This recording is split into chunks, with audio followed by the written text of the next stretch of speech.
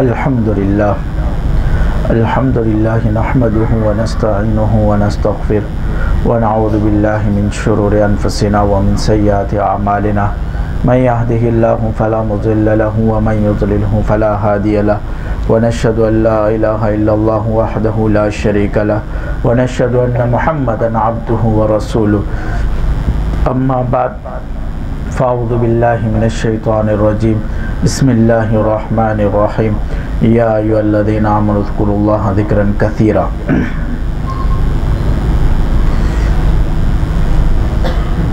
ماشاءاللہ ہمارے سلسلے کے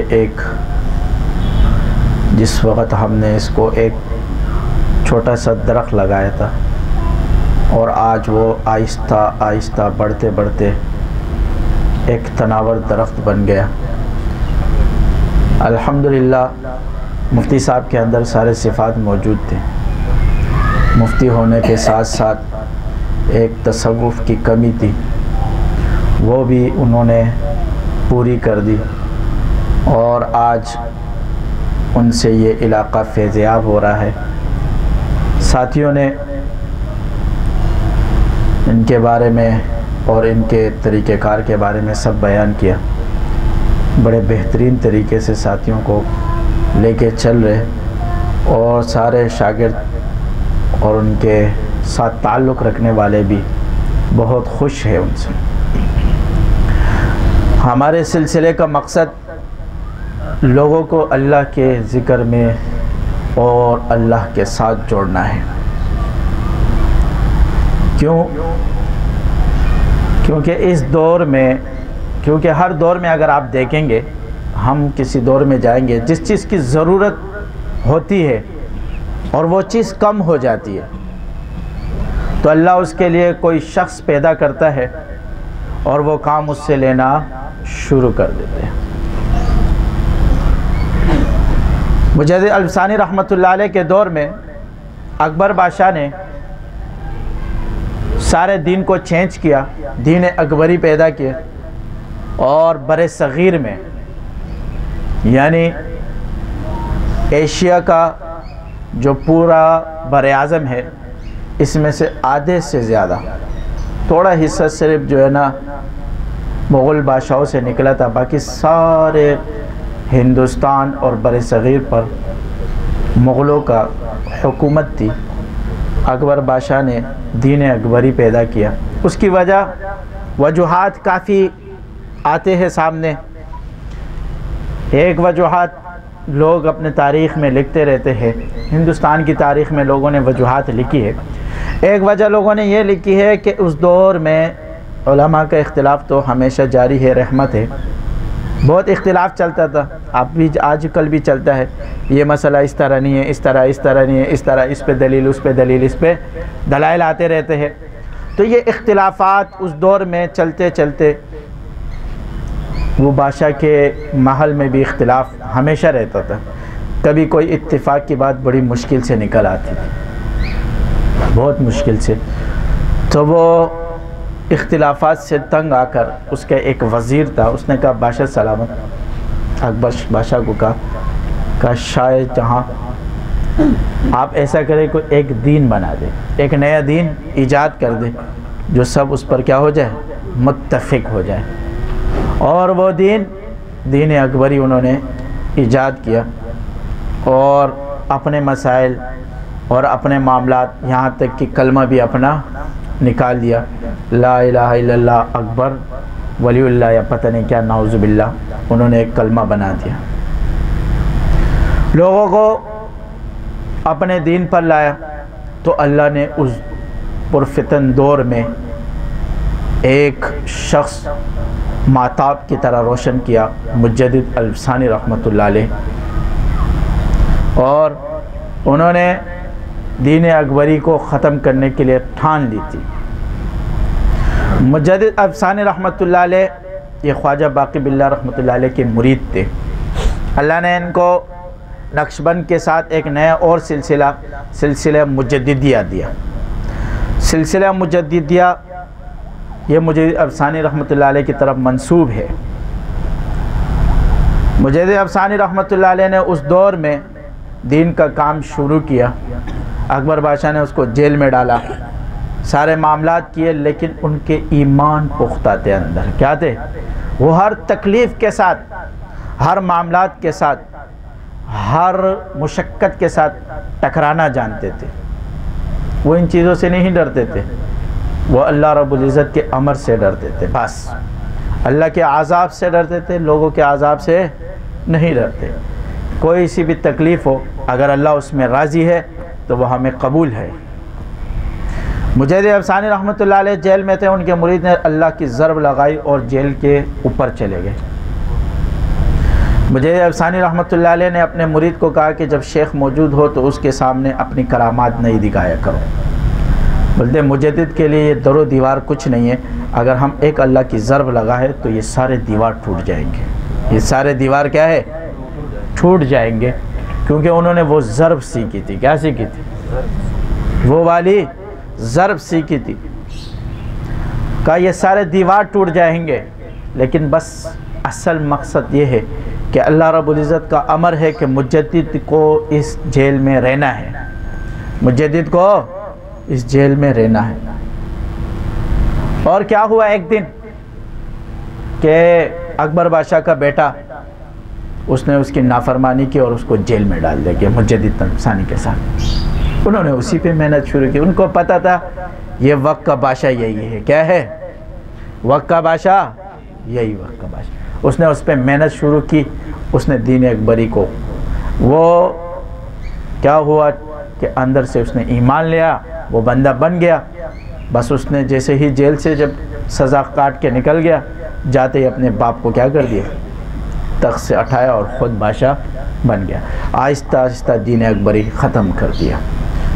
تو یہ اسی طرح پھر ایک اور دور آیا، انگریز کا دور. ہندوستان پر ایک اور نیا دور آیا. انگریزوں نے لوگوں کو اسلام سے دور کرنا شروع کر دیا. جب ہندوستان میں انگریز آئے، شاہ ولی اللہ رحمۃ اللہ علیہ کے دور میں انگریزوں نے قدم رکھ دیا. اس دور سے صوفیاء کرام، علماء کرام سب نے ایک ساتھ اس پہ کام شروع کیا، اور انگریز کو کوشش یہ تھی کہ ان کو برِ صغیر سے کیا کر دیں؟ نکال دیں، اور واپس اسلام کا بول بالا ہو جائے. تو اللہ نے اس دور میں شاہ ولی اللہ جیسے لوگ پیدا کیے، اور ان کے بعد حاجی امداد اللہ مہاجر مکی رحمۃ اللہ علیہ اور ان کے شاگرد قاسم نانوتوی، رشید احمد گنگوئی رحمۃ اللہ علیہ لوگ پیدا ہوئے. لارڈ میکالے نے ایک نعرہ لگایا، ہم ایسے لوگ پیدا کریں گے جو اندر سے انگلستانی ہوں گے اور باہر سے جو ہے نا ہندوستانی ہوں گے. یعنی باہر سے مسلمان ہوں گے اور اندر سے مسلمان نہیں ہوں گے. تو قاسم نانوتوی رحمۃ اللہ علیہ نے اس نعرے کے جواب میں دیا، ایک نعرہ لگایا، کہا ہم ایسے لوگ پیدا کریں گے جو اوپر سے انگلستانی ہوں گے اور اندر سے ہندوستانی ہوں گے. جو اوپر سے کیا ہوں گے؟ اوپر سے تو انگریز دکھیں گے، انگریز نظر آئیں گے، لیکن اندر سے حقیقت میں ایمان والے ہوں گے. اندر سے حقیقت میں کیا ہوں گے؟ ایمان والے لوگ ہوں گے. کیوں؟ اس دور میں انہوں نے لوگوں کو ایمان کی بچانے کی کوشش شروع کی. کس کی؟ ایمان کی بچانے کی. اس لیے کہ انگریز جب آیا تو عریانی، فحشائی اور دولت سب چیزیں ساتھ لایا، جو ان کے سب سے بڑے ہتھیار تھے. اور ایک ہتھیار ان کے ساتھ اپنے ساتھ ساتھ ایک اور لایا، اور وہ ہتھیار جادو کا تھا. یہودیوں نے ایک ہتھیار ساتھ میں ایک اور لایا، اور وہ کون سا ہتھیار تھا؟ جادو کا. اور لوگوں پہ جادو بھی شروع کیا، اور ساتھ ساتھ میں ایک چیز کہا کہ جادو کچھ نہیں ہے. اس دور سے جادو نے اور زور پکڑ لیا. ہمارے اس دور میں آ کے اگر دیکھا جائے تو بہت سے بزرگان دین، ہم بھی بزرگوں کی صحبت میں رہے، اللہ والوں کے صحبت میں رہے. فرماتے تھے بزرگانی زیادہ ذکر مت کرو. یہی کہتے اس لیے کہ پاگل ہو جاؤ گے. کیا ہو جاؤ گے؟ اس لیے پاگل ہو جاؤ. ہمارا فیض النور کوئی دیکھتا ہے نا، کوئی کسی بزرگ کو کوئی بتا دیتا ہے کہ یہ میں نے پڑھ لی یا میں پڑھ رہا ہوں، کہ آپ پاگل تو نہیں ہوئے؟ پہلے سوال کیا کرتے ہیں؟ پاگل تو نہیں ہوئے؟ دوسری بات، شیاطین نے اتنا زور پکڑا کہ وہ مجازی خدا بن گئے۔ کیا بن گئے؟ مجازی خدا بن گئے۔ لوگ اللہ کے ذکر میں آئے تو طبیعت خراب، اللہ کے ذکر سے دور رہے تو سیٹ رہے۔ اللہ کے ذکر میں آئے تو شیاطین اس کے اوپر اتنے حملے مارے، اتنے جادو کرے کہ وہ بیچارہ جو ہے نا معاملات پس جائے اور سارے معاملات اس کے بند ہو جائے، طبیعت الگ خراب، تو وہ اللہ کے ذکر سے کیا ہو جاتا ہے؟ دور ہو جاتا ہے۔ اور جادوگروں کا ٹولے کے ٹولے بن گئے، اپنے آپ کو خدا کہنے لگے۔ کیا کہنے لگے؟ نعوذ باللہ۔ اور ساتھ ساتھ میں مسلمانوں کو جادو میں ایسے لپیٹ میں لیا کہ ہر انسان کو پریشان، اللہ کے ذکر سے دور بیٹھے ہوئے، عبادات سے بہت کم، اگر کوئی شخص عبادات اور ذکر میں زیادہ جاتا ہے تو اس کی طبیعت خراب ہو جاتی ہے، اگر نارمل چل رہا ہے تو کوئی مسئلہ نہیں۔ بہت سے لوگ سوال کرتے ہیں ہم تو اللہ کا ذکر کرتے، آپ کہتے ہو زیادہ ذکر بلا اجازت نہ کرو، طبیعت خراب ہو جائے گی۔ ہم تو اللہ کا ذکر کریں نا، احادیث میں ہے، قرآن میں ہے۔ تو اللہ رب العزت فرماتے ہیں الرحمن فاسأل بہ خبیرا، رحمان کا راستہ کسی باخبر سے پوچھا کرو۔ فاسألوا اہل الذکر ان کنتم لا تعلمون، اہل ذکر سے سوال کرو اگر تم نہیں جانتے، کیونکہ ذکر کے معاملات آپ لوگ نہیں جانتے کہ ذکر کے ساتھ کیا چیزیں ہوتی ہیں انسان کے ساتھ۔ اس کی روحانیت میں بڑھوتری آتی ہے، اور جب روحانیت میں بڑھوتری آتی ہے تو احادیث میں آتا ہے کہ اکیلے بکری کو بیڑیا کہا جاتا ہے۔ جب ریوڑ سے بکری الگ ہو جاتی ہے تو اس کو کون کہتے ہیں؟ بیڑیا دیکھتا ہے کہ بھائی اکیلے ہو گئے تو وہ اس کو کھا جاتا ہے۔ اسی طرح جو شخص اکیلے لگا ہوتا ہے اللہ کے پاس جانے کے لیے تو اس کو کیا کہا جاتا ہے؟ شیطان اچک لیتا ہے۔ اور اللہ فرماتے ہیں ید اللہ علی الجماع، ید اللہ علی الجماع، جماعت پر میرا ہاتھ ہے۔ اگر آپ جماعت کے ساتھ چلتے رہو گے تو کوئی مسئلہ نہیں، اور اگر جماعت سے دور ہو گئے، جماعت سے ہٹ گئے تو پھر اس دور میں تمہیں شیطان اچک لے گا۔ تو ایسے دور میں جو لوگ ذکر سے دور بیٹھ گئے، اور آپ کو پتہ ہے کہ جتنا دور آگے چلتا رہے گا جادو کا زور بڑھتا رہے گا، اس لیے کہ اگلا دور دجال کا ہے۔ اگلا دور کس کا ہے؟ دجال کا ہے۔ اور سب سے بڑا جادوگر کون ہے؟ دجال۔ اور وہ اتنا بڑا جادوگر ہے کہ اس سے تمام انبیاء جو ہے نا دعا مانگتے تھے، پناہ مانگتے تھے۔ آپ صلی اللہ علیہ وسلم نے فرمایا اگر میرے دور میں دجال آ جائے تو میں قتل کر دوں گا، اگر میرے دور کے بعد آئے تو پھر وہ آپ جانو رہا کب کام، لیکن پھر بھی پناہ مانگتے تھے۔ صحابہ بھی دجال کے فتنے سے کیا مانگتے تھے؟ پناہ مانگتے، اس لیے کہ وہ ایسا فتنہ ہوگا۔ اب دیکھو اس کے جادو کا زور دیکھو، یعنی سب سے آخر میں اینڈ کا جو جادو ہے وہ کتنا پیک پہ، کہ جو اس کو نہیں مانے گا وہ تکلیف میں آئے گا، جو اس کو نہیں مانے گا وہ کیا ہو جائے گا؟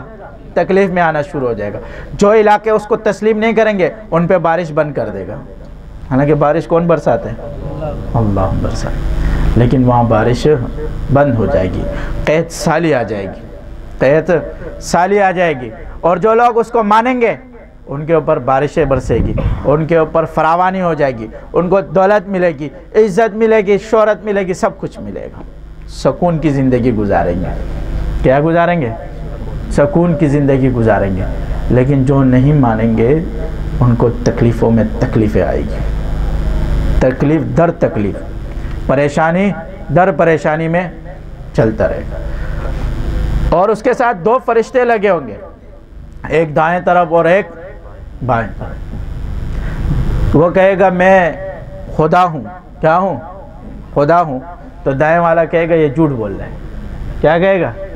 جھوٹ بول رہا ہے۔ یہ آواز لوگوں سے کیا ہو جائے گی؟ چھپ جائے گی، نظر تو آئیں گے لوگوں کو فرشتے، چھپ جائے گی۔ اور بائیں والا کہتا ہے یہ فرشتہ سامنے والا سچ کہتا ہے، یہ آواز سب سنیں گے۔ یعنی اس دور میں اتنی آزمائش ہے، آزمائشوں کا دور، اور جادو کا اینڈ لیول سب سے آخر،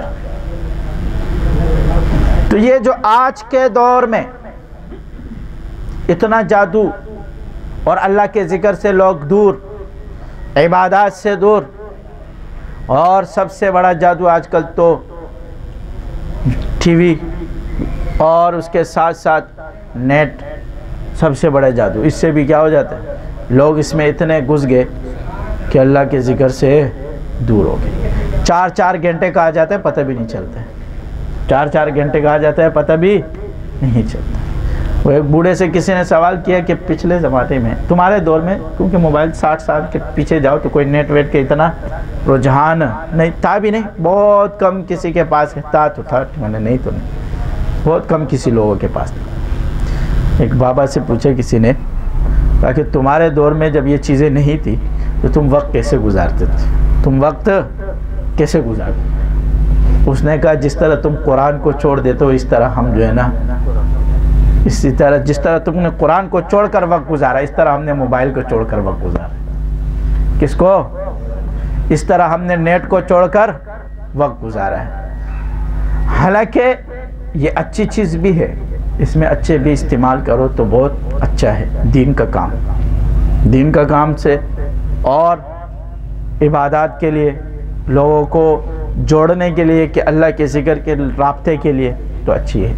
لیکن اگر آپ اس کو اپنے ذات میں استعمال کریں، وقت ضائع کریں، تو اللہ کے ذکر کے اتنا وقت آپ نے ضائع کیا، اتنا وقت آپ اللہ کا ذکر کرتے تو اللہ والے بن جاتے۔ کیا بن جاتے؟ کیونکہ اللہ رب العزت فرماتے ہیں یا ایھا الذین آمنوا اذکروا اللہ ذکرا کثیرا، اے ایمان والو تم کیا کرو، مجھے یاد کرو، بہت زیادہ مجھے یاد کرو، کثرت سے۔ اس لیے جب تم مجھے یاد کرو گے تو میں تمہیں یاد کروں گا۔ جس کو کسی سے محبت ہو جائے، دیکھا ہوگا نارمل دنیا میں لوگ چل رہے، ہر کسی کے ساتھ عشق کا مادہ لگا ہوا ہے، عشق کے مادے سے کوئی خالی نہیں ہے۔ عشق کا مادہ اللہ نے اس لیے بنایا کہ مجھ سے عشق کرے، کیا کرے، مجھ سے عشق کرے۔ جب کسی کو کسی سے بھی محبت ہو جائے تو وہ اس کا تذکرہ ہر جگہ میں کرتا ہے، ہر جگہ میں اس کی زبان پر صرف اسی کا تذکرہ ہوتا ہے، کسی اور کا تذکرہ نہیں چلتا۔ لوگ بولتے ہیں یار تو نے تو سر کا درد بنا دیا، کیا بنا دیا، جہاں بیٹھے اسی کی باتیں کرتا ہے، کہیں کسی اور چیز کو پکڑ اس کو اور مزہ ہی نہیں دیتا۔ جس طرح مجنون تھا، جہاں بیٹھتا تھا بس لیلا کی یادیں، کیا ہے، لیلا کی یادوں میں مصروف رہتا تھا، اس لیے کہ وہ کیا تھا، لیلا پر عاشق تھا۔ عاشق یہ نہیں سوچتا کہ دنیا کیا کہے گی، عاشق یہ کبھی نہیں سوچتا کہ دنیا کیا کہے گی، اس کو ان چیزوں سے پرواہ نہیں ہے۔ وہ یہ سوچتا ہے کہ میرا جو ہے نا یہ جو محبوب ہے، یہ جو ہے میں جس سے محبت کرتا ہوں، کیا ہے، بس یہ کیسا ہے، اس کو دیکھتا ہے۔ سارا جہاں ناراض ہو پرواہ نہ چاہیے، عاشق کہتا ہے سارا جہاں ناراض ہو پرواہ نہ چاہیے، مد نظر تو دیکھ تو جانا نہ چاہیے، وہ بس تو مد نظر تو دیکھ تو جانا نہ چاہیے۔ عاشق کو صرف جانان چاہیے ہوتا ہے، تو دیکھ اس نظر سے کر یہ فیصلہ، کیا کیا تو کرنا چاہیے، کیا کیا نہ کرنا چاہیے۔ بس عاشق کہتا ہے بس تو یہ فیصلہ کر کہ اگر تو نے میرے ساتھ رہنا ہے تو میں یہ باتیں کروں گا، میں یہ سسٹم پہ چلوں گا، نہیں تو جا اپنا کام کر، کیا کر، مجھے اس میں رہنے دے، مجھے اس عشق میں رہنے دے۔ اور ایک دن لیلا کو اس نے کہا، بادشاہ نے کہا یہ تمہاری یہ شکل دیکھو، اس بندے کا کیا حال بنایا تم نے، یہ تمہارے پیچھے جو بندہ پاگل ہوا یہ تم دیکھو۔ اس نے کہا، لیلا نے اس کو جواب دیا، لیلا نے کہا میرا ایک سوال ہے۔ کہا کیا؟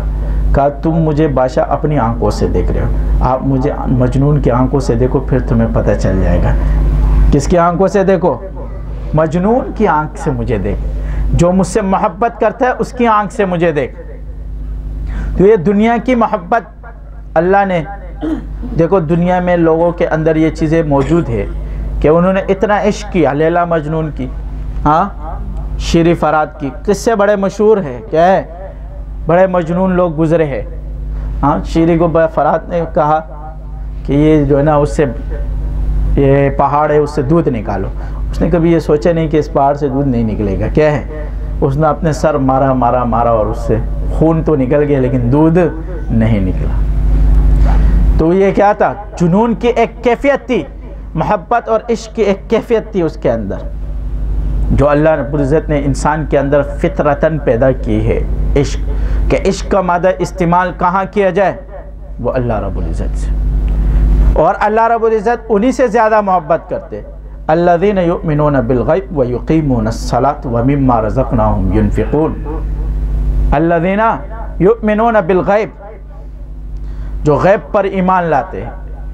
اور غیب کیونکہ اللہ رب العزت کو ہم میں سے کوئی، بلکہ کائنات میں سے آپ صلی اللہ علیہ وسلم کے علاوہ کسی نے نہیں دیکھا کہ کس طرح ہے، کیسے نہیں ہے. لیکن اس کی محبت اور اس کی قدرتیں اور اس کی پیدا خلقت کو جب انسان دیکھتا ہے تو انسان کے دل و دماغ میں ایک بات آتی ہے کہ اتنا خوبصورت انسان اس نے جب بنایا، اتنی خوبصورت وادیاں جب اس نے بنائی، اتنا خوبصورت چاند جب اس نے بنایا، زمین اور آسمان کی خوبصورتی بنائی، دن رات کی خوبصورتی بنائی، ہر چیز کی اپنے خوبصورتی ڈال دی.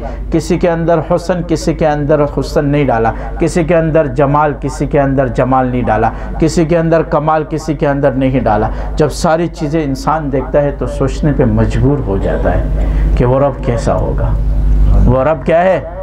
وہ خود کیسا ہوگا. وہ انسان مجبور ہو جاتا ہے جب حسین چیزیں دیکھتا ہے، کیونکہ اللہ رب العزت نے حسن کو بھی پیدا کیا، ساری چیزوں کو پیدا کیا. ہر چیز اللہ رب العزت نے جو قیامت میں ہے وہ ساری آپ کے سامنے پریکٹیکل رکھ دی گئی ہے. اگر کسی امتحان گاہ میں جائے اور استاد جانے سے پہلے آپ کو یہ بتا دے کہ یہ سوالات ہیں آپ کے، کیا ہے؟ یہ سوالات ہیں، تو طالب علم کیا کرے گا؟ سب سے پہلے وہی سوالات دیکھے گا نا. سب سے پہلے وہ محنت کیا کرے گا کہ یہ جو سوالات کا پرچہ دیا ہے اور یہ سوالات ہے، اس کو یاد کرو، بس وہاں جواب اسی پہ دینا ہے، بس وہ پھر کیا ہو جائے گا؟ پاس ہو جائے گا. تو اس استاذ کو ہم کہتے ہیں یہ بڑا مشفق استاذ ہے. کیا ہے؟ بہت مشفق. ہمارا ایک استاذ تھا، ہم مدرسے میں پڑھتے تھے، وہ بڑا مشفق تھا. وہ جب بھی کوئی پرچہ لکھتا تھا تو ہم استاد جی کو ایک چائے پلا دیتے تھے. کیا کہتے تھے؟ ہمیں پتا تھا کہ استاد جی سے کیا لینے، کام لینا ہے، سوالات لینے، کیونکہ اب کل امتحان ہے. اب سوالات ہمیں پتہ، ہم ایک دو چائے پلا دیتے تھے. استاد جی کو بولتے تھے استاد جی وہ جو آپ نے پرچہ لکھا، اچھا کھڑا ہو کے بورڈ پہ پورے سوالات یہ جلدی لکھو. کیا کرو؟ کیا کہتے تھے؟ جلدی لکھو. ہم وہ سوالات جلدی لکھ لیتے. جاؤ اب کتاب میں دیکھ لینا. پڑھایا تو ہے نا. ہم نے کہا جی استاد جی بس آپ کی جان چھوٹ گئی. کیا ہوگی؟ ہم جلدی کیا کرتے تھے؟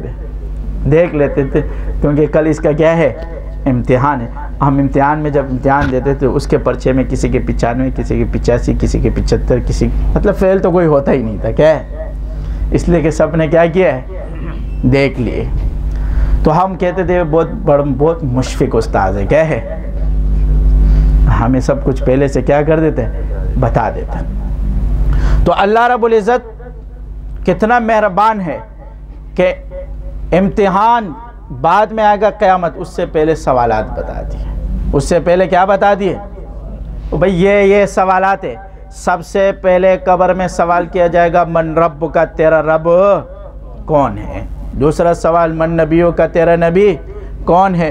رب بھی آئے، رب نے اپنے لیے نبی بھی بھیج دیا اور اس کے لیے کلام بھی بھیج دیا کہ رب کو پہچاننا ہے تو رب کے کلام کو پڑھ، رب کو پہچاننا ہے تو اس کلام کو کیا ہے؟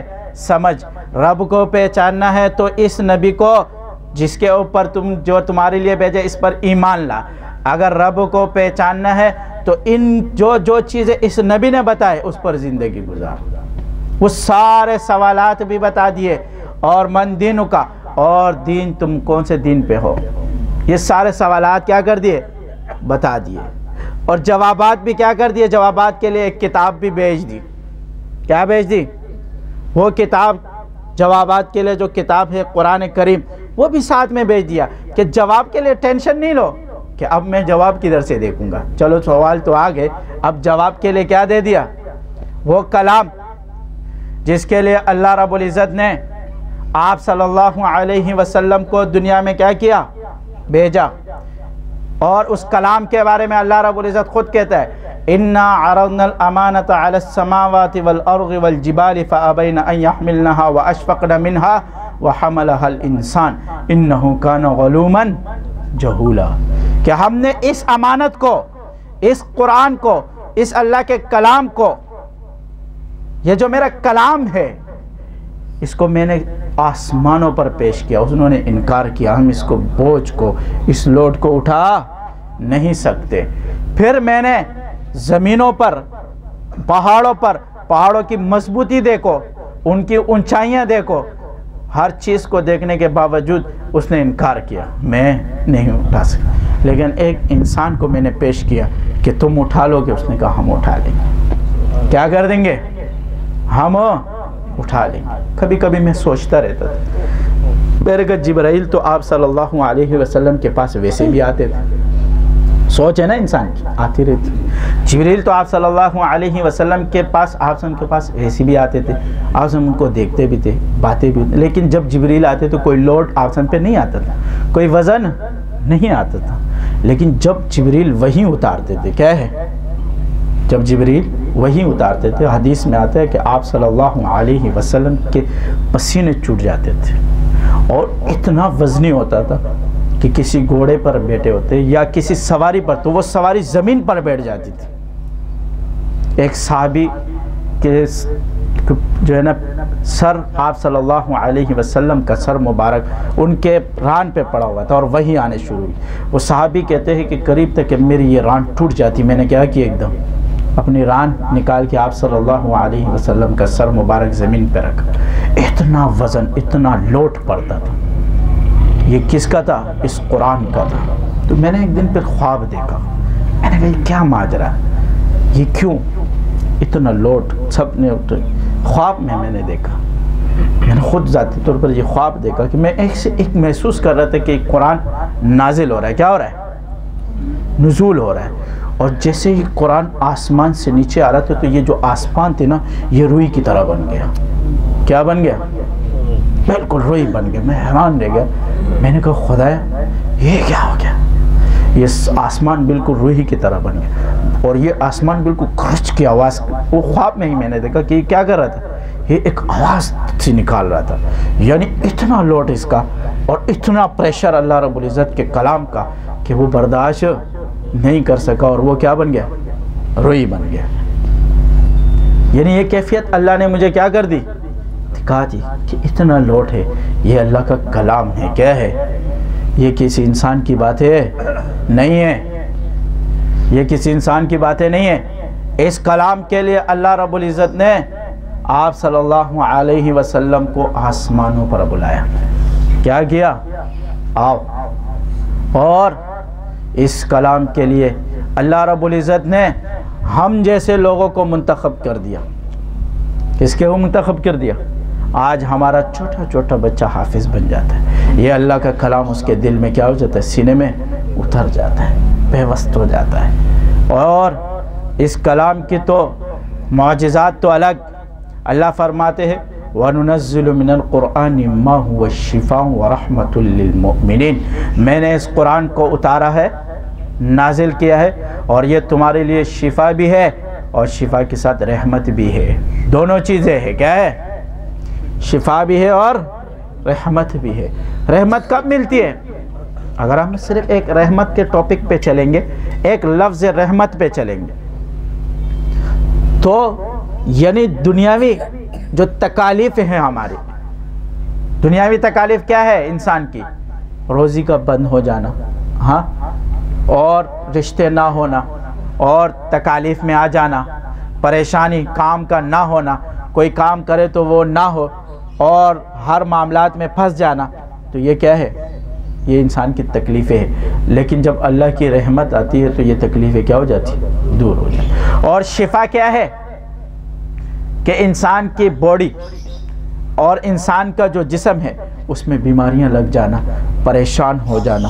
اور قسم قسم کی بیماریاں ہیں آج کے دور میں، قسم قسم کی بیماریاں ہیں آج کے دور میں. آپ دیکھیں کیسے کیسے بیماریاں ہیں. ہاں، اور ایک سوال میرے سے کسی نے کہا، میں نے کہا دیکھو بہت سی جو بڑی بڑی بیماریاں نا یہ اکثر جادو کی وجہ سے آئی جاتی ہے، جادو کی وجہ سے آ جاتی ہے۔ اس نے کہا یہ کیسے ہوتی ہے؟ میں نے کہا اگر ہم ایوب علیہ السلام کا قصہ اٹھاتے ہیں، ایوب علیہ السلام کا، ہاں ایوب علیہ السلام نے کیا کہا، وَاذْكُرْ عَبْدَنَا أَيُّوبَ إِذْ نَادَىٰ رَبَّهُ أَنِّي مَسَّنِيَ الشَّيْطَانُ بِنُصْبٍ وَعَذَابٍ، کہ ایوب علیہ السلام نے اپنے رب کو پکارا۔ کس کو پکارا؟ اے رب مجھے جو تکلیف میں، جو یہ رنج اور تکلیف ہے جس وہ مجھے پہنچی ہے، وہ کس نے پہنچائی ہے؟ شیطان نے پہنچائی ہے۔ وَاذْكُرْ عَبْدَنَا أَيُّوبَ إِذْ نَادَىٰ رَبَّهُ أَنِّي مَسَّنِيَ الشَّيْطَانُ بِنُصْبٍ وَعَذَابٍ، کہ شیطان نے مجھے کیا کیا؟ چھو لیا، تو یہ تکلیفیں مجھے آنا شروع ہو گئی۔ تو میں نے کہا اب اگر ایوب علیہ السلام کے دور میں دیکھیں تو اس کے اوپر جو بیماری تھی اس کے اوپر پھوڑے نکلتے تھے، اور وہ پھوڑے پھٹ جاتے تھے اور وہ اتنے گندے ہو جاتے تھے کہ پھر اس پھوڑے کے اندر کیڑے بن جاتے تھے۔ بدبو کی وجہ سے لوگوں نے اس کو اپنے شہر سے نکال دیا۔ لا علاج بیماری تھی۔ کیا تھی؟ لا علاج۔ اگر اس دور میں ہوتے تو ٹیسٹ تھے نا، اس دور میں تو ٹیسٹ کر کے بولتے کہ اس کے اوپر کینسر ہے، یہی بولتے نا اس دور میں۔ اگر اس دور میں تو ٹیسٹ نہیں تھا نا، اس دور میں تو آلات آ گئے، آلات سے نکال کے ایک نام دے دیتے کہ اس کے اوپر کیا ہوا، کینسر کا مرض ہے۔ اور ایوب علیہ السلام نے کیا کہا؟ قرآن کہتا ہے، قرآن نے خود کہا وَاذْكُرْ عَبْدَنَا أَيُّوبَ إِذْ نَادَىٰ رَبَّهُ أَنِّي مَسَّنِيَ الشَّيْطَانُ بِنُصْبٍ وَعَذَابٍ، کہ شیطان نے جب مجھے مس کیا تو اس کے بعد میرے ساتھ کیا ہوا؟ یہ معاملات شروع ہو گئے۔ تو دنیا ما تحت الاسباب ہے، کیونکہ اللہ رب العزت فرماتے ہیں وَمَا هُمْ بِضَارِّينَ بِهِ مِنْ أَحَدٍ إِلَّا بِإِذْنِ اللَّهِ، کہ کوئی چیز تمہیں تکلیف نہیں پہنچا سکتی جب تک میرا امر نہ ہو۔ ایک اللہ کا امر ہے، ایک اللہ کی قدرت ہے، یعنی ایک اللہ کن فیکن کی ذات ہے اور ایک اللہ کا امر ہے۔ دونوں میں کیا ہے؟ فرق ہے، دونوں میں فرق ہے۔ امر کس کو کہتے ہیں؟ امر جو چیز اسباب کے ساتھ منسلک ہے، اسباب کے ساتھ کیا ہے؟ منسلک ہے، وہ اللہ کا امر ہے۔ اب مثال کے طور پر یہ زہر ہے، آپ کے سامنے زہر پڑا ہوا ہے، کیا پڑا ہوا ہے؟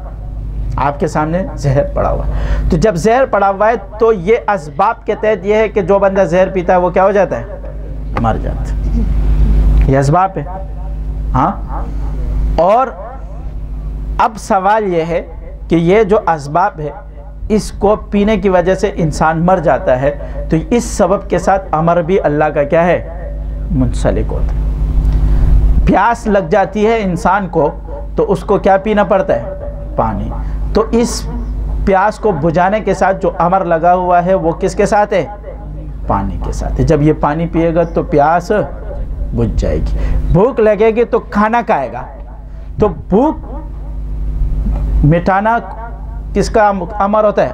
اللہ کا، لیکن سبب کیا ہے؟ کھانا۔ کھانا کھاؤ گے تو بھوک کیا ہو جائے گی؟ مٹ جائے گی۔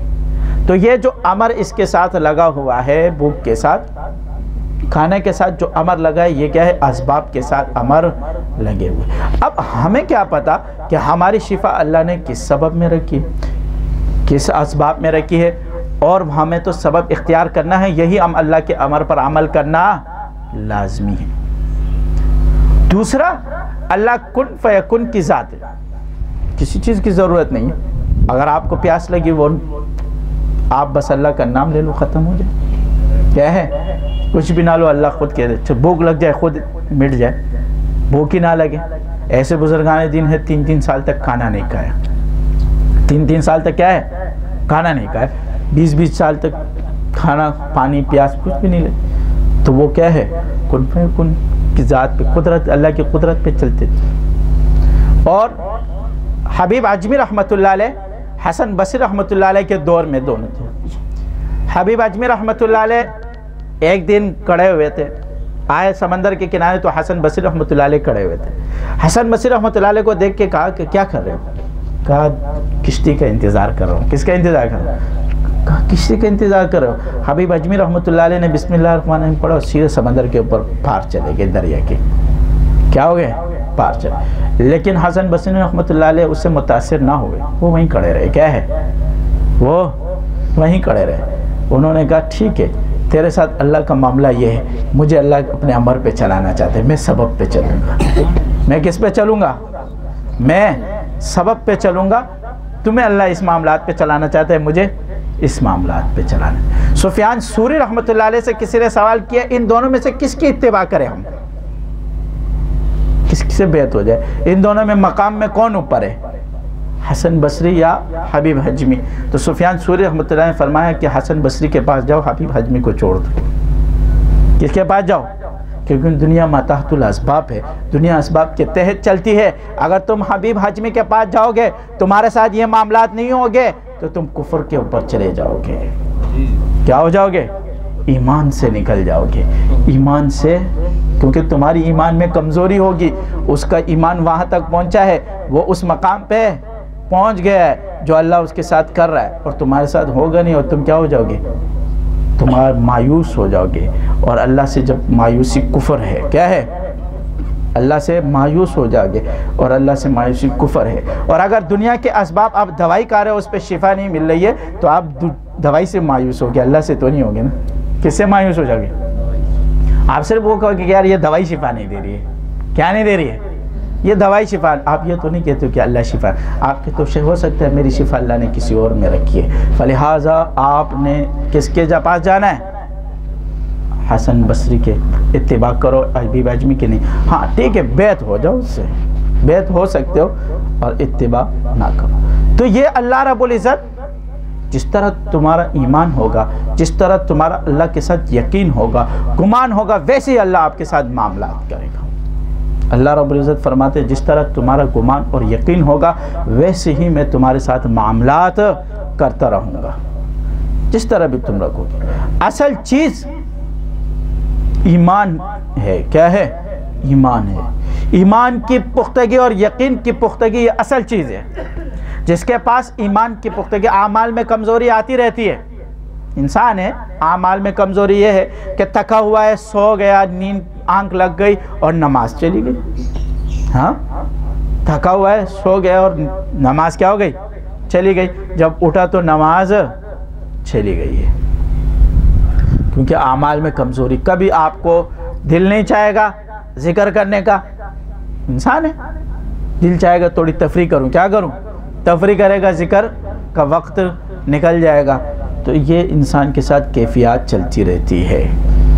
تو اعمال کی کمزوری اللہ اس کے اوپر کچھ اتنا نہیں کہتا، لیکن اللہ اس پر ناراض ہوتا ہے جب ایمان کی کمزوری ہو۔ کس کی کمزوری ہو؟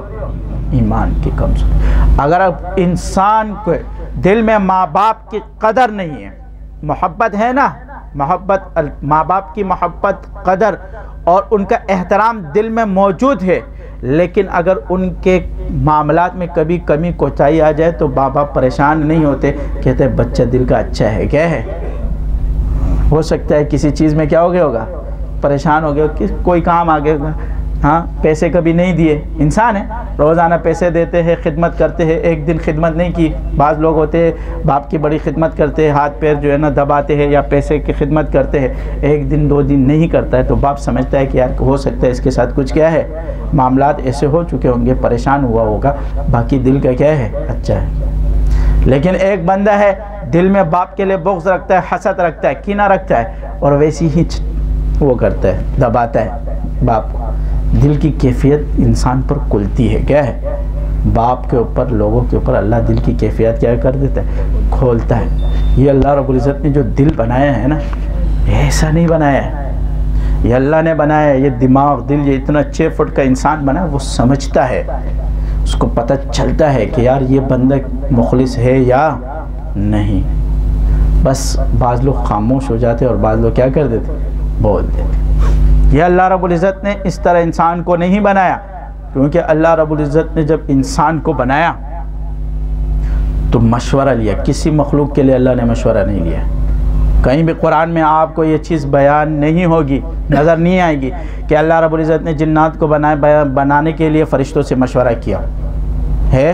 قرآن میں ایسا ذکر نہیں ہے، فرشتوں کو بنانے کے لیے کسی سے ذکر کیا نہیں۔ لیکن ایک مخلوق، اور وہ بھی انسان ہے، جو اللہ رب العزت نے اس کو پیدا کرنے کے لیے، بنانے کے لیے باقاعدہ مشورہ کیا، حالانکہ مشورے کی اللہ کو ضرورت نہیں ہے، اس لیے کہ اللہ رب العزت نے اس انسان کو اشرف المخلوقات بنایا، کیا بنایا، اور ساتھ ساتھ میں اس کو بادشاہت بھی دے دی اور اپنا خلیفہ بھی کہہ دیا، یعنی اپنا نائب بھی کہہ دیا، کیا کہہ دیا، اپنا نائب بھی کہہ دیا کہ یہ میرا نائب ہے۔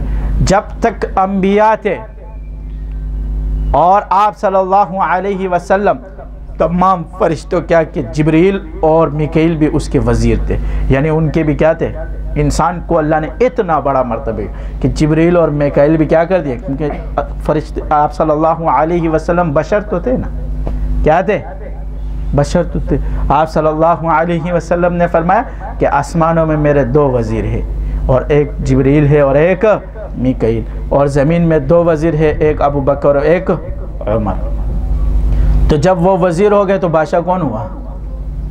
تو بادشاہ اس وقت آپ صلی اللہ علیہ وسلم کو اللہ نے بادشاہت دے دی ساری کائنات کی، کس کی؟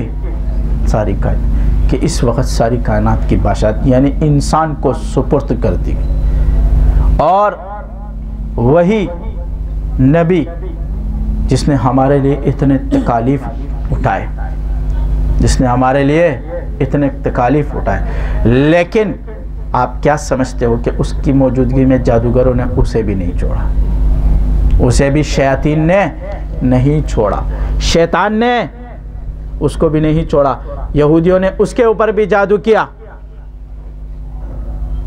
یہودیوں نے آپ صلی اللہ علیہ وسلم کے اوپر بھی جادو کیا، اور آپ صلی اللہ علیہ وسلم پر جادو کا اثر ہوا، ان سے چیزیں بھولنے لگ گئی۔ اور اس کے بعد احادیث میں آتا ہے کہ آپ صلی اللہ علیہ وسلم ایک دن رات کو تہجد میں نماز پڑھ رہے تھے، ایک شیطان آیا، ابلیس شیطان آیا، اور شیطان نے آ کے اس کے اوپر اپنا جادو پھینکا، ایک آگ سی، آپ صلی اللہ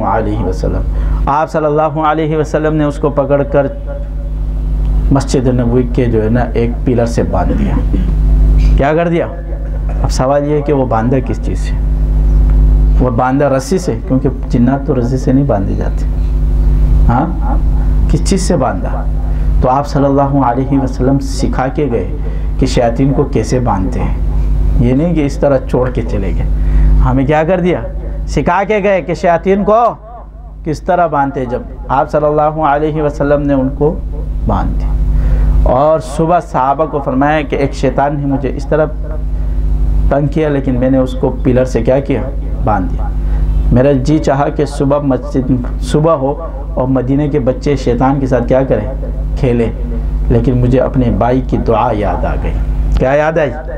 دعا، یعنی سلیمان علیہ السلام نے دعا کی تھی کہ یا اللہ جو بادشاہت مجھے دی ہے وہ کسی کو نہیں دے، اس لیے کہ آپ صلی اللہ علیہ وسلم نبی بھی تھے اور تمام چیزوں پر اس کی بادشاہت بھی تھی، لیکن اس نے جنات کو کیا نہیں کیا، باندھا نہیں، چھوڑ دیا، کیونکہ وہ مسخر کون کر دیتا تھا، باندھتے سلیمان علیہ السلام تھے۔ تو یہ جنات نے جب انبیاء کو نہیں چھوڑا اور شیاطین نے انبیاء کو نہیں چھوڑا تو فرشتوں کو کیا چھوڑیں؟ ہم جیسے عام انسانوں کو کیا چھوڑیں گے؟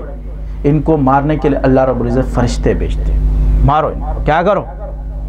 تو یہ چیزیں جو آج ہمارے ساتھ دنیا میں ہم دیکھ رہے ہیں، اور ایک جادو کا ایک زور ہے، کیا ہے، اتنا زور ہے، اور اس کو توڑنے کے لیے بھی اللہ رب العزت نے قرآن کو نازل فرمایا، سورہ فلق، سورہ ناس، اور اس کے ساتھ اس کے طریقے بھی سکھائے، اس کے ساتھ اس کے طریقے بھی سکھائے۔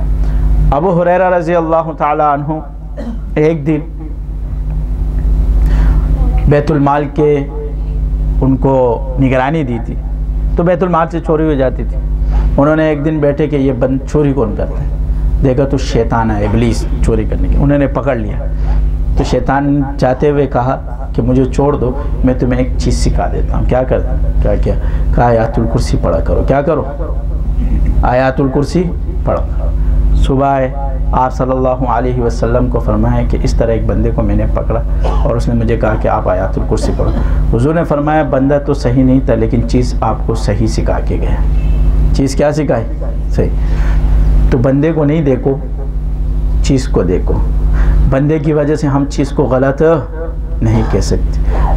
آج کے دور میں کچھ علماء کہتے ہیں، کچھ نکل آتے کہتے ہیں قرآن سے بھی جادو ہوتا ہے. کیا ہے؟ قرآن سے بھی جادو ہوتا ہے. آپ کے سامنے، کیونکہ آج کل میڈیا کا دور ہے، میڈیا میں آپ کے سامنے کہیں بیان گزر جائے گا.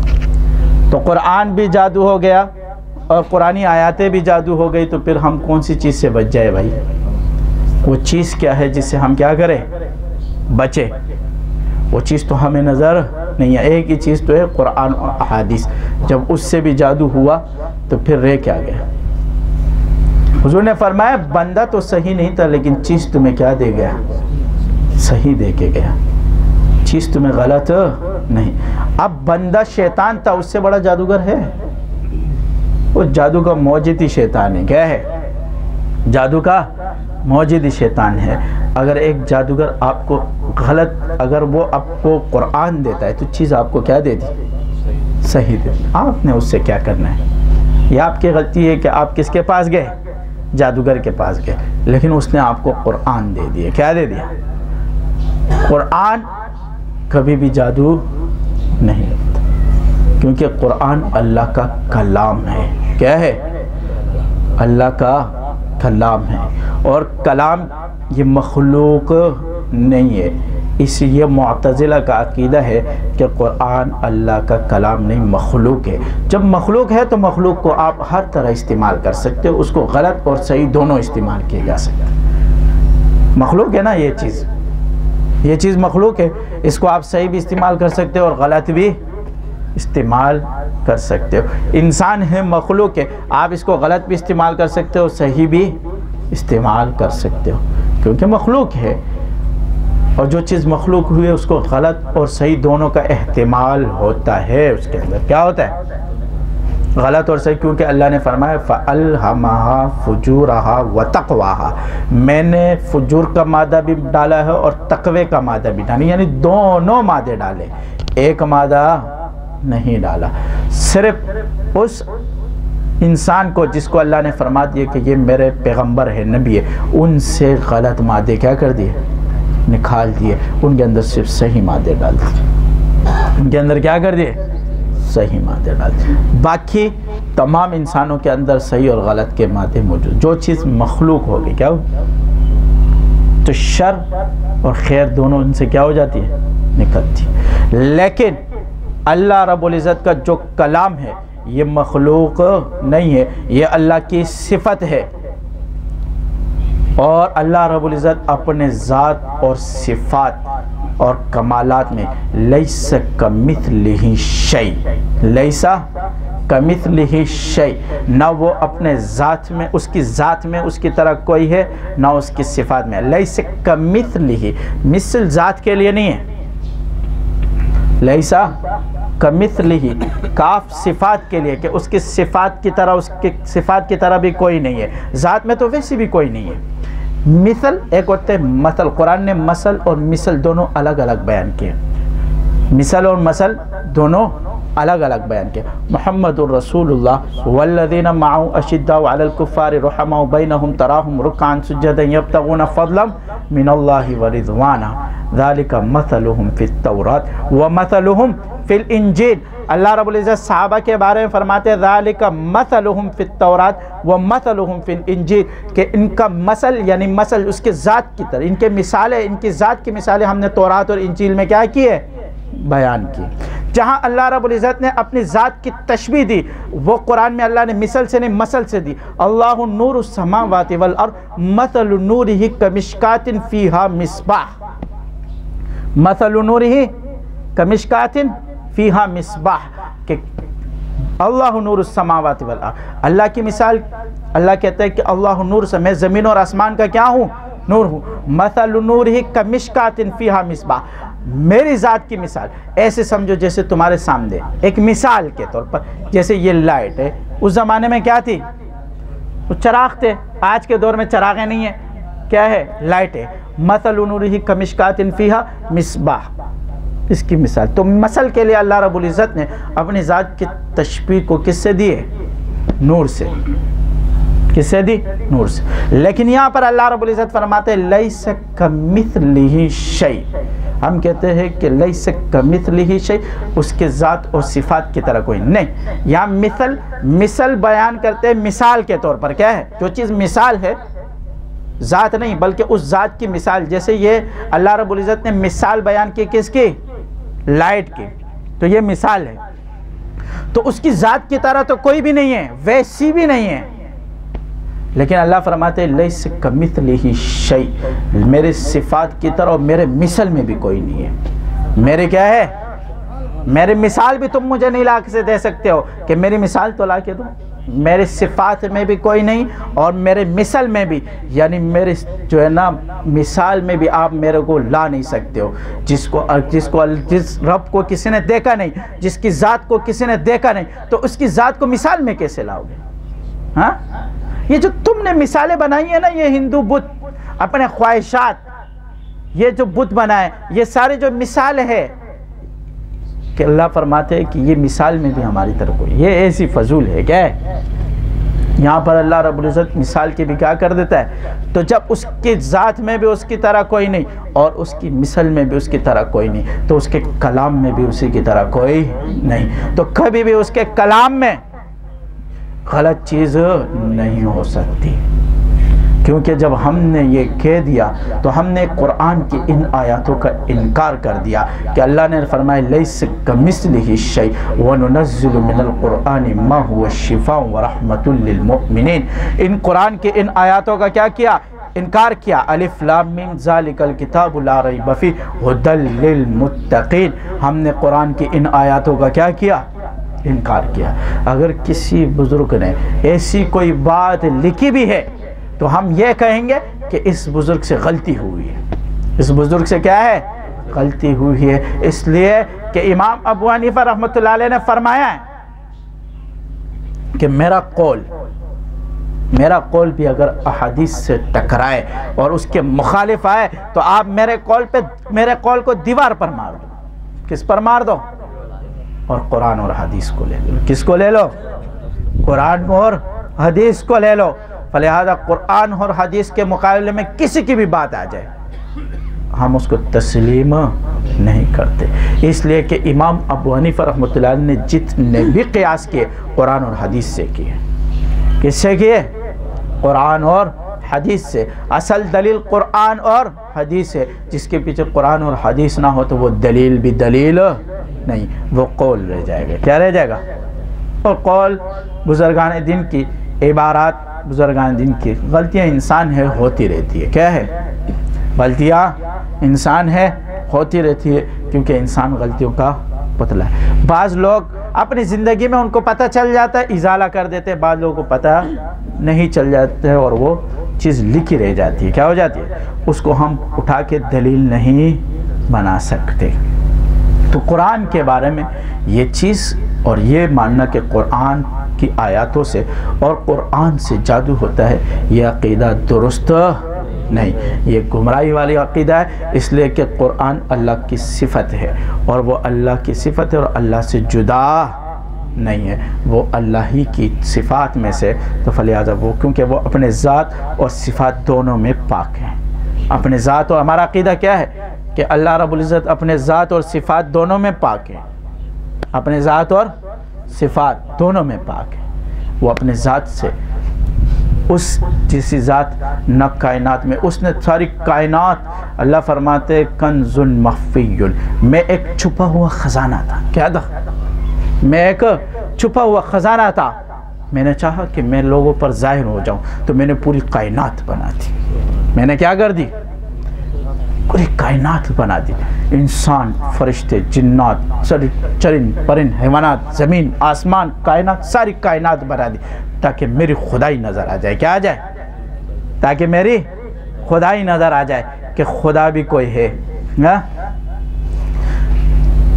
وہ یہ راستے ہے جدا جدا، یہ معاملہ کوئی اور ہے. نہ تیرا خدا کوئی اور ہے، نہ میرا خدا کوئی اور ہے، یہ راستے جدا جدا، یہ معاملہ کوئی اور ہے۔ تو خدا یعنی دہری بھی اس چیز پر ایک وقت میں خود آ کے کہتے کہ کوئی ہے جو اس کائنات کو کیا کرتا ہے، چلاتا ہے۔ یہ کائنات کو چلانے والا کوئی ہے، اور وہ کون ہے؟ وہ اللہ رب العزت ہے۔ ایک دن موسیٰ علیہ السلام نے سوال کیا، بڑے سوالات بھی کرتے تھے اللہ سے، کہا یا اللہ آپ کو نیند نہیں آتی، آپ کو نیند نہیں آتی، آپ نہیں سوتے؟ اللہ رب العزت نے فرمایا اے موسیٰ پانی کا ایک مٹکا لو، اس میں پانی ڈال دو۔ کیا کرتا؟ کھڑے ہو جاؤ۔ پانی کا مٹکا لیا، سمجھانے کے لیے اللہ نے کہا، مٹکا لے کے کھڑا ہوا۔ جب کھڑا ہوا تو اس کے اوپر اللہ نے نیند کو غالب کی، جیسے ہی نیند غالب کی اور ایک دم اس سے وہ مٹکا گرا اور کھڑا ٹوٹ گیا ایک دم، جو ہے نا آنکھ کیونکہ جھٹکا تو لگا۔ کہا یا اللہ بس سمجھ میں آ گیا۔ کیا ہے؟ کہا سمجھ میں آ گیا موسیٰ، کہاں؟ بس ٹھیک ہے، ایک مٹکا آپ سنبھال نہ سکے نیند میں، اتنی بڑی کائنات ہے۔ کیا ہے؟ اتنی بڑی کائنات ہے۔ اللہ کو ہماری نمازوں کی ضرورت نہیں ہے، ہماری نمازوں کی ضرورت نہیں ہے، ہمارے ذکر کی ضرورت نہیں ہے، ہماری عبادت کسی کی بھی ضرورت نہیں، صرف ہماری نہیں، کسی کی بھی ضرورت نہیں۔ کیوں؟ جب قیامت ہوگی تو اللہ رب العزت کل نفس ذائقۃ الموت، ہر نفس کیا ہے؟ موت کا مزہ چکھے۔ جبریل سے لے کر تمام انسانوں کو مار دے گا، ہر چیز کو۔ جبریل کو سب سے پہلے پیدا کیا، کس کو پیدا کیا؟ جبریل علیہ السلام کو۔ جبریل سے لے کر سب کو مار دے گا، ساری یہ سب کچھ توڑ دے گا، زمین آسمان عرش فرش کر چرند پرند سب کچھ ختم۔ جو پہلے جس طرح اکیلا تھا یک تنہا، لمن الملک اليوم للہ الواحد القہار، جس دن کا وہ اکیلا ایک مالک تھا اسی طرح اکیلا 70,000 سال تک رہے گا۔ کتنا؟ یہ 70,000 سال میں اللہ کی کسی نے عبادت کی؟ ہاں، کوئی عبادت کرنے والا نہیں ہوگا۔ 70,000 سال تک نہ کوئی عبادت کرنے والا ہوگا، نہ کوئی نام لینے والا ہوگا، نہ کوئی اس کو یاد کرنے والا ہوگا، کچھ بھی نہیں ہوگا۔ 70,000 سال گزر جائیں گے، کتنا؟ اس کی بڑائی میں کوئی کمی نہیں آئے گی، اسی طرح رہے گا، اسی طرح جس طرح سے اول وہ ازل سے تھا ازل تک رہا، وہ اول سے تھا اول تک ہے، آخر اول سب وہی ہے۔ اس کو کوئی ہمارے ذکر سے نہ اس کو کیا ہے بڑھوتری ہے، اس کے صفات و کمالات میں نہ کمی ہے، نہ اس ہمارے عبادات سے کسی چیز سے اس کو کچھ بھی نہیں۔ یہ سب کس کے لیے؟ ہمارے لیے۔ یہ سب کس کے لیے؟ ہمارے لیے۔ 70,000 سال گزر جائیں گے، ہماری کتنی عمر ہوئی؟ 60 سال۔ 60 سال میں ہم کیا عبادت کریں گے؟ 70,000 سال کوئی عبادت والا نہیں ہوگا۔ 70,000 سال کے بعد اللہ فرمائے گا لمن الملک اليوم للہ الواحد القہار، آج کے دن کا بادشاہ میں ہوں۔ اللہ نے دیکھو لمن الملک اليوم للہ الواحد القہار کا لفظ استعمال کیا، اس لفظ سے ڈرو۔ کیا استعمال کیا؟ اس لفظ سے ڈرو کہ میں اس دن کا بادشاہ قہار ہوں۔ لمن الملک اليوم للہ الواحد الرحمن نہیں کہا کہ میں رحمان ہوں، کیونکہ اس دن رحمان آج صرف سوالات کے ہاں الرحمن الحمدللہ رب العالمین الرحمن الرحیم مالک یوم الدین، آج کے دن کا میں مالک ہوں۔ آج میں تم سے سوالات کروں گا۔ کیا کروں گا؟ ہاں، دنیا میں نہیں پوچھتا تھا کس طرح زندگی گزارے، کھاؤ پیو مزے کرو، 5 روٹی کھاؤ 10 روٹی کھاؤ، سو جاؤ دب کے سو جاؤ، جو کرتے ہو کرو، ہاں گناہ کرتا ہے گناہ کر، جو بھی کرتا ہے کر، عبادت کرتا ہے عبادت کر، ذکر کرتا ہے ذکر کر، جو بھی کرتا ہے تیرے معاملہ ہے، میرا معاملہ نہیں۔ پوچھتا نہیں، پوچھا ہے کبھی اللہ نے کسی سے؟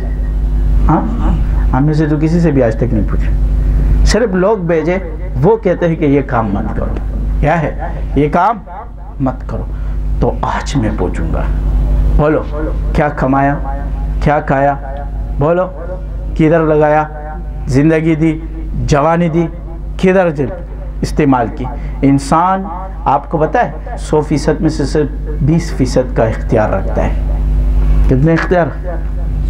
80% اختیار نہیں رکھتا۔ 80% کیا ہے؟ اختیار نہیں رکھتا۔ ہمیں یہ اختیار، ہمیں یہ معلوم ہے کہ ہم یہاں سے اٹھ کے یہاں تک جا سکتے ہیں، ہاں نہیں ہے معلوم، یہ اختیار ہمارے پاس نہیں ہے۔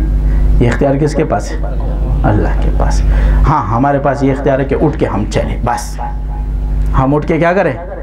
یہ ہمارے پاس اختیار ہے۔ اگلا اختیار کیا ہے؟ نہیں۔ کل کیا ہوگا یہ کسی کو پتا نہیں۔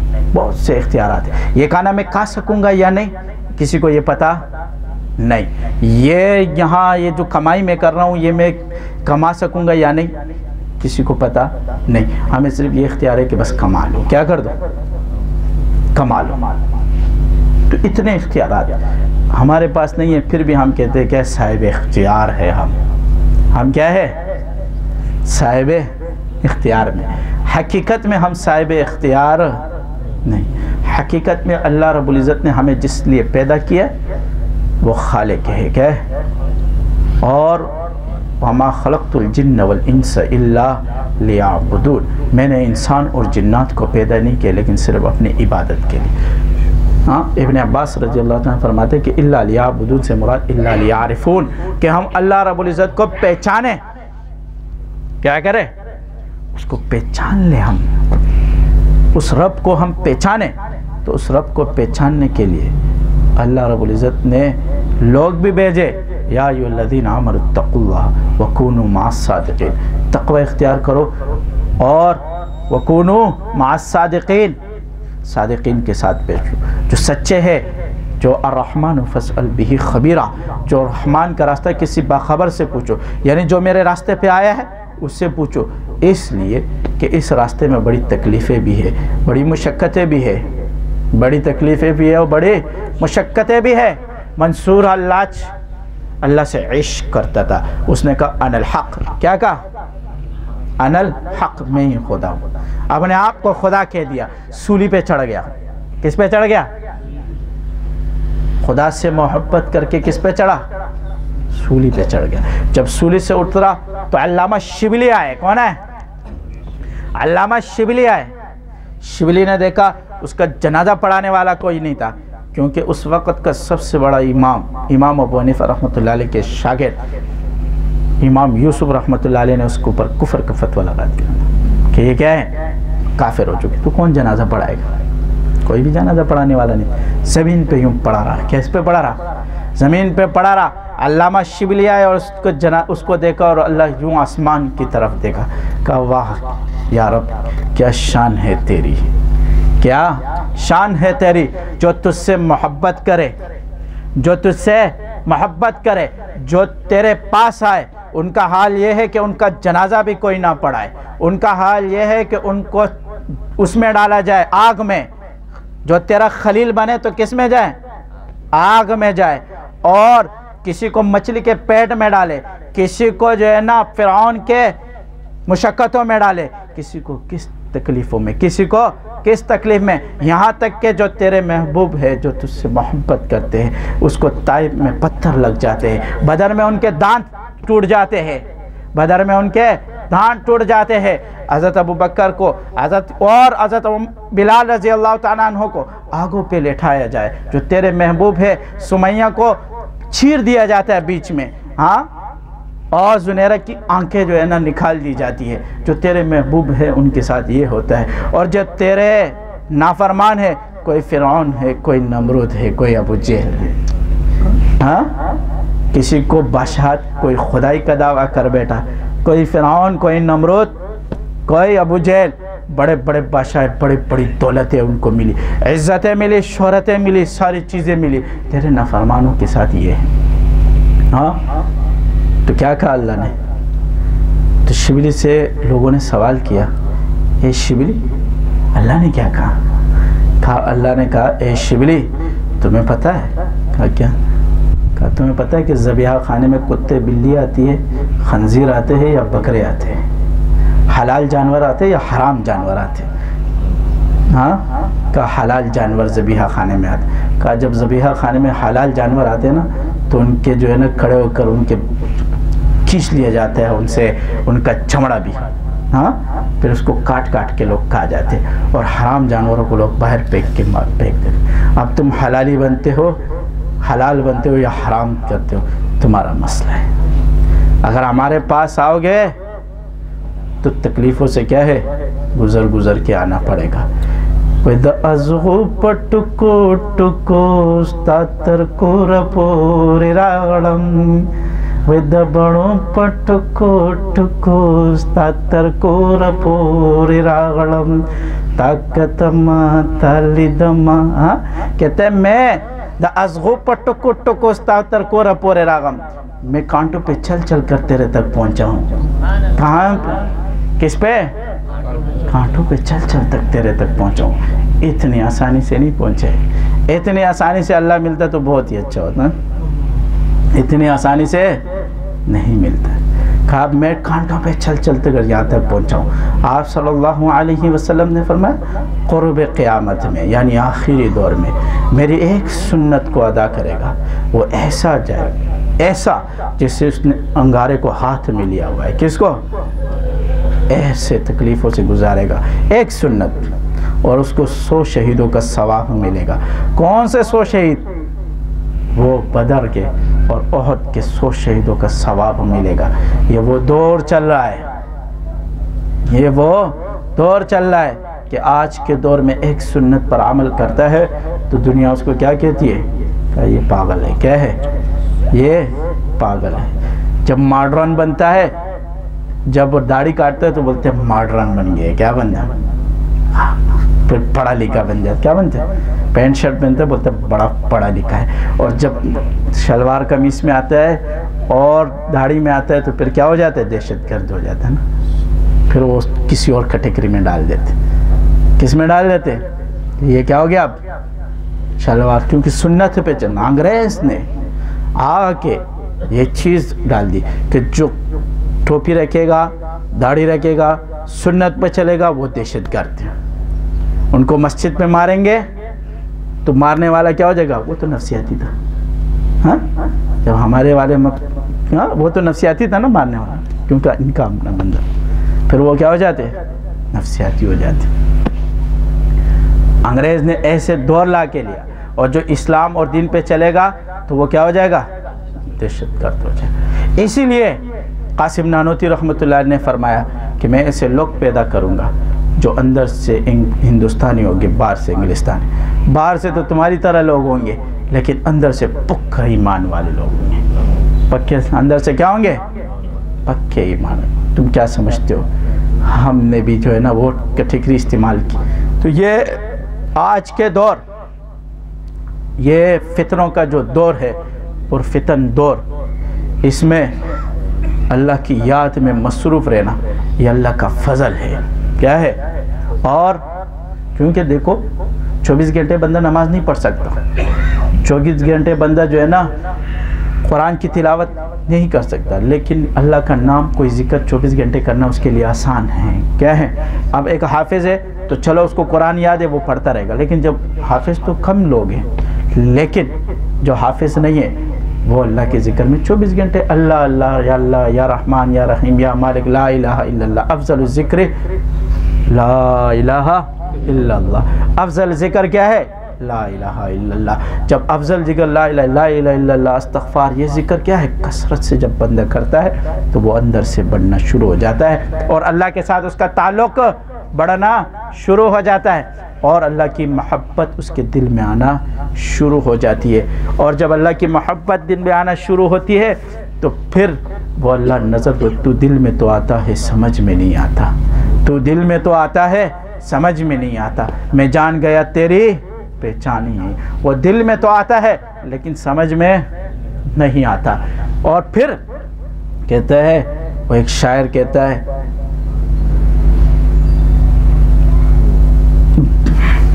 شاعری بھی جو نا اِنَّ لِلَّهِ وَإِنَّ إِلَيْهِ رَاجِعُونَ، تو وہ کہتا ہے کہ جب انسان اللہ سے محبت کرتا ہے تو اس کے باتیں تو ہر دم مگر آواز نہیں ہے. کہتا ہے کہ معلوم کسی اور کو یہ راز نہیں ہے، معلوم کسی اور کو یہ راز نہیں ہے، باتیں تو ہر دم مگر آواز نہیں ہے، تجھ سا کوئی ہمدم کوئی ہمساز نہیں ہے. پھر انسان اللہ رب العزت سے کیا ہے؟ باتیں کرتا ہے، اس کو اللہ جواب دیتا ہے، اس کے دل میں جواب آتے ہیں، اس سے باتیں کرتا ہے. جب خالق کے ساتھ دوستی ہو جائے، ایک وزیر اعظم کے ساتھ دوستی ہو جائے، ہاں پولیس سے بندہ ڈرتا ہے؟ نہیں ڈرتا ہے نا، اس کو پتہ ہے میری کس سے دوستی ہے، وزیر پولیس والا اس سے ڈر رہا ہوتا ہے. پولیس والوں سے کیا ہے؟ ڈر رہا ہوتا ہے، سارے اس سے ڈر رہے ہوتے ہیں، کیونکہ کس سے دوستی ہو گئی؟ وزیر اعظم سے۔ وہ خالق ہے، جس کی دوستی خالق سے ہو جاتی ہے تو شیطان اس سے ڈرتا ہے۔ پھر شیطان کیا ہے؟ اس پہ جادو نہیں کرتا ہے، اس کو پتہ ہے اس کی کس سے دوستی ہے؟ خالق سے دوستی ہے۔ ہاں پھر آپ کو پتہ ہے جس کی وزیر اعظم سے دوستی ہوتی ہے لوگ اس سے دوستی کرنا شروع کر دیتے ہیں۔ ہاں پھر ڈائریکٹ اس کو فون کرتے ہیں، یار فلاں جگہ میں پھنس گیا ہوں، یہی کرتے ہیں نا۔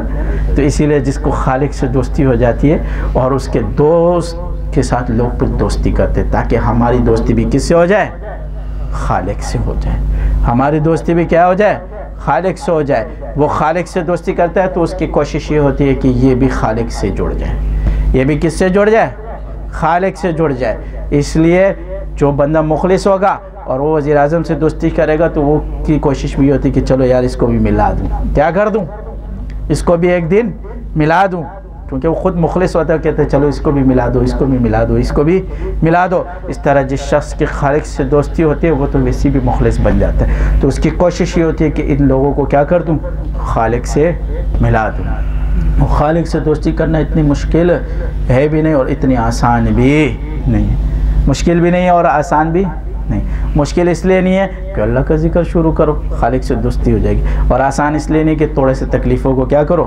برداشت کرو، کیونکہ اللہ رب العزت فرماتے ہیں الف لام میم احسب الناس ان یترکوا ان یقولوا آمنا وهم لا یفتنون، کہ تم لوگ ایمان لائے تو میں تمہیں نہیں چھوڑوں گا، اس لیے کہ میں تمہیں آزماؤں گا۔ آزمائش کیا کروں گا؟ وَلَنَبْلُوَنَّكُمْ بِشَيْءٍ مِّنَ الْخَوْفِ وَالْجُوعِ وَنَقْصٍ مِّنَ الْأَمْوَالِ وَالْأَنفُسِ وَالثَّمَرَاتِ وَبَشِّرِ الصَّابِرِينَ۔ میں آزمائش تمہیں کیا کروں گا؟ کبھی تم پر خوف لاؤں گا، کبھی تمہارے مال میں کمی کروں گا، کبھی تمہارے جانوں میں کمی کروں گا، کبھی تمہیں بیمار کروں گا، کبھی تم کو تکلیفیں پہنچے گی، کبھی تمہاری اولاد پریشان ہوگی، کبھی تمہیں کس چیز کی پریشانی، کبھی کس چیز کی پریشانی، اور کبھی تمہارے جو مال اور دولت کے ساتھ ثمرات، یعنی آپ لوگ جو پھل فروٹ یہ چیزیں خریدتے ہو، اس میں بھی آپ کو تکلیفیں ملے گی، تو پھر اگر آپ اس میں صبر کرو گے، وبشر الصابرین، بشارت کن لوگوں کے لیے؟ صبر کرنے والوں کے ساتھ۔ تکلیفیں ہوگی، تکلیفوں سے پریشان نہیں ہونا۔ ساری اللہ رب العزت نے کول کر کے بیان کر دیا، اس کتاب میں ساری چیزیں بیان کر دی کہ اس طرح بھی ہوگا، اس طرح بھی۔ اگر راحت کی زندگی چاہتے ہو تو پھر وہ والی تکلیفیں اٹھانی ہوگی۔ کیا اٹھانی ہوگی؟ دونوں میں سے ایک تکلیف اٹھا لو، یا یہاں کی یا وہاں کی، یا آخرت کی یا دنیا کی۔ تو ہم نے کون سی تکلیف اٹھانی ہے؟ دنیا کی اٹھا لو، چند دن کی تکلیفیں گزر جائے گی، کیا 50 60 سال 70 سال 80 سال، چلو بابا کیا ہو گئی؟ ختم ہو جاتی ہے نا زندگی۔ چند دن کی زندگی ہے، کوف سے کیا فائدہ؟ ایک کار ڈبل روٹی کلر کی خوشی سے پھول جا، چند دن کی تو زندگی ہے۔ چند دن میں بندہ کیا کرے گا؟ ایک 50,000 سال کا ایک دن ہے قیامت کا، یار کتنے؟ 50,000۔ آج تک کوئی انسان بھی ایسا نہیں ہے جس نے 50,000 سال گزاری ہے۔ سب سے بڑی زندگی آدم علیہ السلام کی 1,000 سال، ہاں 1,000 1500 50,000 سال کا ایک دن کتنا؟ ہماری 60 دن کی زندگی تو میرے خیال 1 سیکنڈ بھی نہیں ہوگی، حساب لگائیں گے تو 1 سیکنڈ بھی نہیں ہوگی نا، 1 سیکنڈ میں گزر جائے گی 50,000 سال۔ تو اب 50,000 سال والی تکلیفیں گزارنی یا 60 سال والی؟ دونوں کا فیصلہ اللہ نے تمہیں دے دیا۔ کیا دے دیا؟ فیصلہ کس کو دیا؟ ہمیں دے دیا کہ یہ لے لو، تمہیں اختیار ہے، 50,000 سال کا صرف ایک دن ہے اور اس کی تکلیفیں۔ بعض لوگ کہتے ہیں کہ تکلیفیں کیسے؟ آپ نے دیکھا ہوگا انسان سوچتا رہتا ہے نا کہ جب موت نہیں ہے تو بندہ تو موت سے ڈرتا ہے نا، تکلیف میں اس لیے پریشان نہیں ہوتا کہ موت سے ڈرتا ہے۔ وہ بھائی بات یہ نہیں ہے، بات یہ ہے کہ آپ نے دیکھا ہوگا کہ بعض لوگوں کو موت تو نہیں آتی ہے، موت تو اپنی ایک ٹائم ایک وقت ہے جس ٹائم پہ آگے، لیکن اس کو جو شدید قسم کی تکلیف ہوتی ہے تو وہ اس تکلیف میں یہ کہتا ہے کہ یار موت آ جائے، جان چھوٹ جائے، کیا آ جائے؟ اس تکلیف سے نکل جاؤ۔ کس سے نکل جاؤں؟ اس تکلیف کے عذاب سے نکل جاؤں۔ ایک ہی تو تکلیف ہے، موت آ جائے، جان چھوٹ جائے، نکل جاؤں گا۔ اس تکلیف میں رہنا اس کے لیے کیا ہو جاتا ہے؟ مشکل ہوتا ہے۔ تو یہاں تو ایک دماغ میں ایک سوچ ہے کہ چلو ایک موت آ جائے گی اور کیا ہو جائے گا؟ بندہ اس سے نکل جائے گا۔ وہاں تو موت بھی نہیں آئے گی، اس تکلیف سے کیسے نکلیں گے؟ وہاں تو کیا ہے؟ موت بھی نہیں ہے، اس تکلیف سے کیسے نکلیں گے؟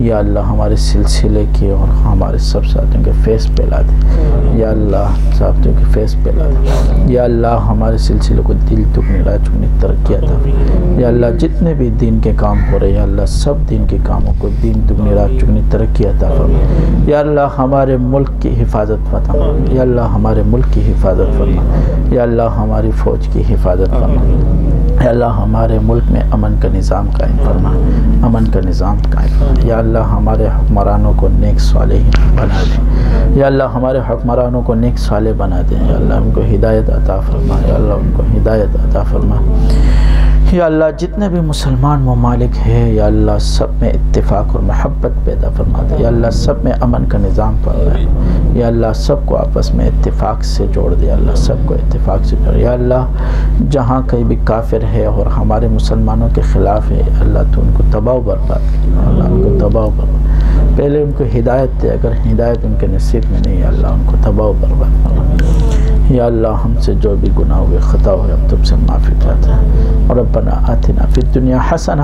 وفی الآخرۃ حسنہ وقنا عذاب النار۔ اللہم انا نسألک العفو والعافیۃ فی الدنیا والآخرہ۔ اللہم انا نسألک العفو والعافیۃ فی الدنیا والآخرہ۔ ربنا هب لنا من ازواجنا وذریاتنا قرۃ اعین واجعلنا للمتقین اماما۔ ربنا هب لنا من ازواجنا وذریاتنا قرۃ اعین واجعلنا للمتقین اماما۔ لا يكلف الله نفسا الا وسعها لها ما كسبت وعليها ما اكتسبت۔ ربنا لا تؤاخذنا ان نسينا او اخطأنا، ربنا ولا تحمل علينا اسرا كما حملته على الذين من قبلنا، ربنا ولا تحملنا ما لا طاقة لنا به واعف عنا واغفر لنا وارحمنا انت مولانا فانصرنا على القوم الكافرين، انت مولانا فانصرنا على القوم الكافرين۔ اللهم انا نسألك من خير ما سألك من عبدك ونبيك محمد صلى الله عليه وسلم، ونعوذ بك من شر ما استعاذ من عبدك ونبيك محمد صلى الله عليه وسلم، وانت المستعان وعليك البلاء ولا حول